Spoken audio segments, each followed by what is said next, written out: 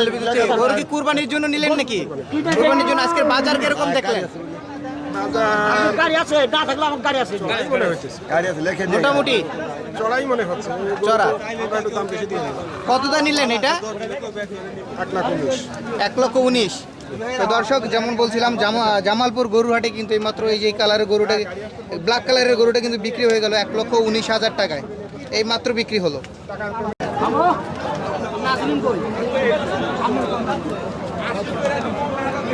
দর্শক, আমি বর্তমান অবস্থান করতেছি গাজীপুর জামালপুর 4 সড়ক গরুর হাটে। এটাই হাটটা কিন্তু বিশাল বড় একটি হাট। এই হাটে কিন্তু ছোট বড় সব ধরনের গরু কিন্তু আপনারা পেয়ে যাবেন। বিশেষ করে কোরবানির জন্য কিন্তু অনেক সুন্দর সুন্দর গরু উঠে এই হাটে। এইবার কোরবানি ঈদে এই হাটে ন্যূনতম আপনার 8 থেকে 10,000 গরু মানে আসবে এবং কি ব্যবস্থা করা হয়েছে।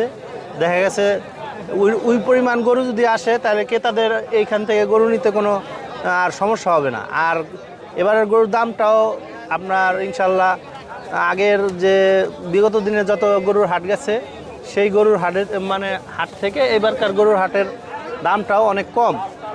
কিন্তু সামনে আরও দেখা যাবে গরুর হাটটা, আপনি দেখতেই পাচ্ছেন গরু অনেক গরু উঠছে এবং কি ব্যাপক ক্রেতার সমাগম আছে।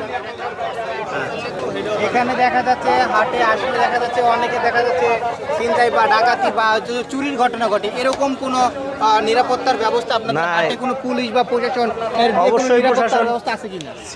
সিভিল ড্রেসে প্রশাসন আছে এবং কি ভলেন্টিয়ার আছে এই হাটে অনেক।